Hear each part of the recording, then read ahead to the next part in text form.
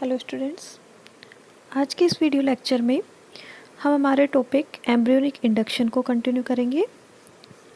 जैसा कि आप सभी जानते हैं, न्यूरल इंडक्शन गैस्ट्रुलेशन के दौरान होने वाली वह प्रोसेस है जिसके द्वारा embryonic ectodermal cells neural fate acquire करती हैं। न्यूरल फेट से हम समझ सकते हैं कि एक्टोडर्मल सेल्स जो होती हैं, गैस्ट्रुला में जो एक्टोडर्मल सेल्स होती हैं, ये न्यूरल प्लेट का फॉर्मेशन का डिसीजन लेती हैं। अगर हम वर्टिब्रेट्स की बात करें तो वर्टिब्रेट्स में न्यूरल प्लेट न्यूरलेशन के प्रोसेस के द्वारा फोल्ड होकर के न्यूरल ट्यूब फॉर्म करती है और यह न्यूरल ट्यूब फ्यूचर में सेंट्रल नर्वस सिस्टम या हम कहें ब्रेन और स्पाइनल कॉर्ड का निर्माण करती है। तो इस प्रकार न्यूरल इंडक्शन को हम समझ सकते हैं कि वह क्रिया जिसके द्वारा जो एक्टोडर्मल सेल्स हैं, एम्ब्रियोनिक एक्टोडर्मल सेल्स, वह क्या करेंगी, न्यूरल फेट एक्वायर करेंगी। यहाँ पे जो एक्टोडर्मल सेल्स है वह एपिडर्मिस या मेसोडर्म ना बना करके न्यूरल प्लेट ही सेंट्रल नर्वस सिस्टम बनाती है। गैस्ट्रुलेशन की जो प्रोसेस है, इसके दौरान एक्टोडर्म से न्यूरल प्लेट का induction underlying dorsal mesodermal cells से सीक्रेटेड डोर्सिलाइंग सिग्नल्स के इन्फ्लुएंस में होता है। जो न्यूरल प्लेट के फॉर्मेशन के लिए जो सिग्नल्स होते हैं वे कहाँ से मिलते हैं, डोर्सल मेसोडर्मल से सीक्रेट होने वाले डोर्सिलाइंग सिग्नल से इसको इन्फ्लुएंस मिलता है। नेक्स्ट है mechanism of neural induction. Next topic, development के दौरान आर्केंट्रिक रूफ के ऊपर स्थित एक्टोडर्म से न्यूरल टिश्यू का फॉर्मेशन दो मैकेनिज्म से हो सकता है। पहली जो मैकेनिज्म है वह है सरफेस इंट्रैक्शन और सेकंड मैकेनिज्म है केमिकल मीडिएशन। तो हम एक एक करके ये मैकेनिज्म डिस्कस करते हैं। सबसे पहली मैकेनिज्म है सरफेस इंट्रैक्शन। इस जो मैकेनिज्म है, इसके अंदर सेल्स की जो सरफेस होती है वह सेल के सरफेस इंट्रैक्शन की सबसे ज़्यादा जो पॉसिबिलिटी होती है वह इंडक्टिव इंटरफेस पर होती है। दो सेलुलर लेयर का कॉन्टैक्ट एक डिवाइस प्रोवाइड करता है जहां एक्टोडर्मल सेल मेम्ब्रेन का स्ट्रक्चरल पैटर्न या ज्योमेट्री या behaviour underlying chorda mesodermal cells के द्वारा डायरेक्टली अल्टर कर दिया जाता है। तो जो सरफेस इंट्रैक्शन मैकेनिज्म है, इसके अंदर क्या होगा कि सबसे पहली बात तो इसकी सबसे ज़्यादा पॉसिबिलिटी, सरफेस इंट्रैक्शन की जो सबसे ज़्यादा पॉसिबिलिटी है वह हमें कहाँ देखने को मिलेगी, जो इंडक्टिव इंटरफेस है यहाँ पर सबसे ज़्यादा पॉसिबिलिटी होती है। और इस जगह पे क्या होता है, दो सेलुलर जो लेयर्स होती हैं इनके कॉन्टैक्ट की वजह से एक डिवाइस बनती है जहाँ पे जो एक्टोडर्मल सेल मेम्ब्रेन है वह स्ट्रक्चर पैटर्न या ज्योमेट्री या behaviour underlying chorda mesodermal cells के द्वारा डायरेक्टली यहाँ पे अल्टर कर दिया जाता है। इस प्रकार जो कोर्डा मेसोडर्मल सेल्स होती हैं कि स्पेशल जो कॉन्फ़िगरेशन द्वारा एक्टोडर्मल मेम्ब्रेन के स्पेशल कॉन्फ़िगरेशन में चेंजेस इंड्यूस किए जाते हैं और न्यूरल प्लेट का निर्माण होता है। तो यहाँ पे जो कोर्डा मेसोडर्मल सेल्स हैं ये क्या करेंगी, एक्टोडर्मल मेम्ब्रेन के कॉन्फ़िगरेशन में चेंजेस को इंड्यूस करेंगी और न्यूरल प्लेट का फॉर्मेशन होगा। जो पहली मैकेनिज्म है सरफेस इंट्रैक्शन, इसके अंदर सेकंड मैकेनिज्म है केमिकल मीडिएशन।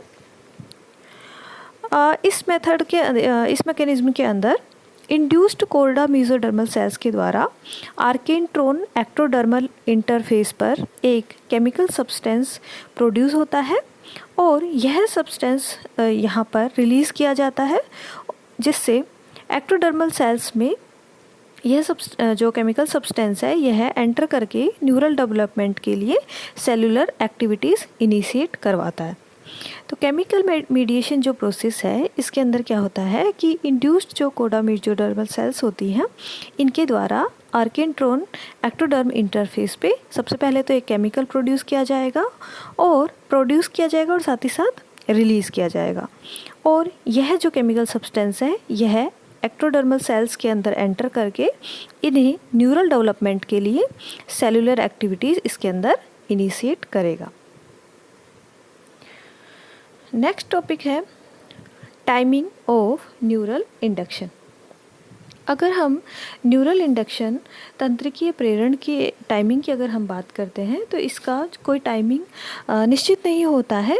इस रिगार्डिंग सक्सेन और टॉयबोनेन ने कुछ एक्सपेरिमेंट किए। सबसे पहले हम इन एक्सपेरिमेंट्स को देखते हैं, उसके बाद में इन्होंने क्या रिजल्ट सजेस्ट किया वह देखेंगे। डायग्राम में जैसा कि आप देख सकते हैं, सबसे पहले प्रयोग में इन्होंने जो संभावी तंत्रिका प्लेट को न्यूट के जो अर्ली गैस्ट्रुला स्टेज थी इससे हटा करके उसे दूसरे गैस्ट्रुला जो कि उसी स्टेज में था, जो कि अर्ली गैस्ट्रुला स्टेज में था, उसकी वेंट्रल सरफेस पे ग्राफ्ट कर दिया। इन्होंने क्या किया कि एक अर्ली गैस्ट्रुला न्यूट लिया और इससे जो प्रिजम्पटिव न्यूरल प्लेट एरिया था इसको यहाँ से रिमूव किया और एक दूसरे अर्ली गैस्ट्रुला स्टेज वाले एम्ब्रियो के अंदर इसको क्या कर दिया, ट्रांसफ़र कर दिया, ग्राफ्ट कर दिया। और इसमें इन्होंने देखा इस एक्सपेरिमेंट में कि यहाँ पे किसी भी तरह का कोई इंडक्शन नहीं होता है और जो ग्राफ्ट किया हुआ मटेरियल है वह नई स्थिति के अनुसार अपना डेवलपमेंट स्टार्ट कर देता है। तो यह तो इनका पहला एक्सपेरिमेंट था। दूसरे एक्सपेरिमेंट में इन्होंने क्या किया, इस बार इन्होंने जो एम्ब्रियो लिया वह अर्ली गैस्ट्रुला स्टेज में ना लेकर के लेट गैस्ट्रुला स्टेज वाला एम्ब्रियो लिया और इस लेट गैस्ट्रुला स्टेज वाले एम्ब्रियो से प्रिजम्पटिव न्यूरल प्लेट एरिया को रिमूव करके सेम उस स्टेज वाले एक दूसरे गैस्ट्रुला के ऊपर ग्राफ्ट कर दिया, जिससे क्या हुआ कि जो कलिकीय पदार्थ हैं इन्होंने न्यूरल प्लेट का निर्माण को प्रेरित किया और दूसरे तंत्रिका तंत्र का निर्माण यहाँ पे हुआ। तो इस प्रकार सक्सेन और टॉयबोनेन ने जो एक्सपेरिमेंट किए इसमें इन्होंने देखा कि जो अर्ली गैस्ट्रुला स्टेज से लिया हुआ जो ग्राफ्ट है, प्रिजम्पटिव न्यूरल प्लेट है, उसे दूसरे गैस्ट्रुला स्टेज वाले जब एम्ब्रियो पे ट्रांसफ़र किया गया तो किसी भी तरह का कोई इंडक्शन देखने को नहीं मिला। वहीं लेट गैस्ट्रुला स्टेज से लिए गए प्रिजम्पटिव न्यूरल प्लेट को जब ट्रांसफ़र किया गया दूसरे गैस्ट्रुला पर तो यहाँ पे न्यूरल प्लेट के फॉर्मेशन के साथ साथ में यहाँ पे तंत्रिका तंत्र का निर्माण भी देखा गया। इनके इस एक्सपेरिमेंट से यह पता चलता है कि जो न्यूरल इंडक्शन है वह एक निश्चित समय पर ही होता है, अर्थात जब जो कोर्डा मेसोडर्मल डोर्जल ब्लास्टोपोरल लिप में अंदर वह आगे की ओर गति कर रहे होते हैं उसी टाइम पे न्यूरल इंडक्शन होता है। तो इस एक्सपेरिमेंट से इन्होंने जो टाइमिंग है वह बताई कि न्यूरल इंडक्शन का क्या टाइम है, जब कोर्डा मेसोडर्मल डोर्जल ब्लास्टोपोरल लिप से अंदर और आगे की तरफ मूव करेंगे उस टाइम पे न्यूरल इंडक्शन होता है। नेक्स्ट है एम्ब्रियोनिक इंडक्शंस के जो दूसरे टाइप्स हैं उन्हें हम डिस्कस करते हैं। तो जैसा कि आप जानते हैं कि जैसे जैसे गैस्ट्रुलेशन की प्रोसेस होती है एम्ब्रियो में डिफरेंट ऑर्गन सिस्टम्स डिफ्रेंशिएट होना स्टार्ट कर देते हैं और ये जो डिफ्रेंशिएशन होता है ये प्राइमरी ऑर्गेनाइजर्स के कंट्रोल में होता है। इन प्रारंभिक विभेदित अंग तंत्रों में से आगे और दूसरे अंग जैसे आइज, ईयर, लेग्स, लंग्स आदि का डिफ्रेंशिएशन की क्षमता इनके अंदर क्या करती है, प्राप्त कर ली जाती है। इनमें जो ऑर्गेनाइजिंग प्रॉपर्टी है, जो संगठित होने की क्षमता है वह परिवर्धित होती है और ये इंडक्शन के सोर्स बन जाते हैं। अतः यहाँ पे संगठनों की एक श्रृंखला पाई जाती है जिन्हें हम सेकेंडरी, टर्सरी और क्वार्टनरी ऑर्गेनाइजर्स कहते हैं। इस प्रकार भ्रूण में भ्रूणीय अंगों में परिवर्धन क्रमिक प्रेरण पर निर्भर करता है। जो एम्ब्रियो है उसमें जो एम्ब्रियोनिक ऑर्गन्स हैं इनका डेवलपमेंट सक्सेसिव इंडक्शन के ऊपर डिपेंड करता है। अगर हम इसका एग्जांपल देखें सक्सेसिव इंडक्शन का तो एम्फीबियंस में आइज़ का जो डेवलपमेंट है वह इसका एक अच्छा एग्जांपल है। हम इसे डिस्कस करते हैं। तो जो एम्ब्रियो है, एम्फीबियन एम्ब्रियो है, इसमें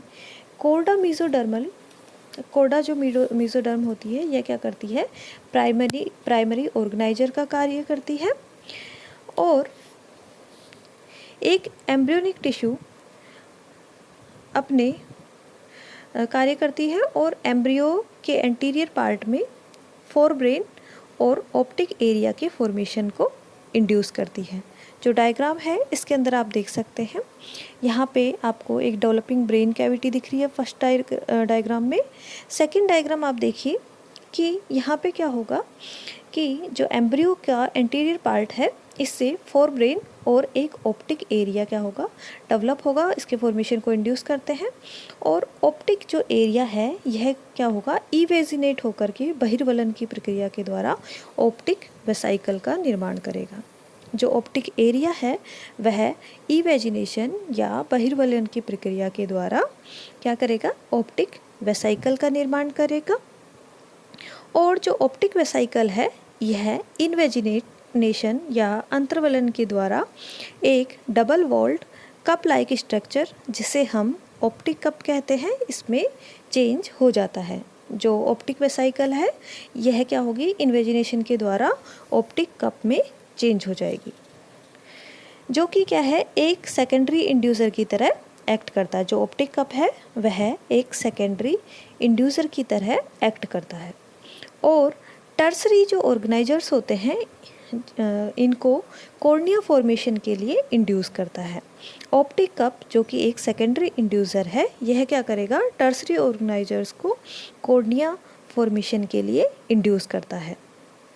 अब आई का जो एंटीरियर चैम्बर है, इसके सामने स्थित मीजेनकाइमा लेयर ओवरलेइंग सोमेटिक एक्टोडर्म या एपिडर्मिस के साथ कंबाइन होकर के कॉर्निया, कोरोइड और स्क्लेरा का निर्माण करती है। ठीक है, सबसे पहले क्या किया, प्राइमरी ऑर्गेनाइजर ने सेकेंडरी ऑर्गेनाइजर को इंड्यूस किया और सेकेंडरी ऑर्गेनाइजर ने टर्सरी ऑर्गेनाइजर को इंड्यूस किया।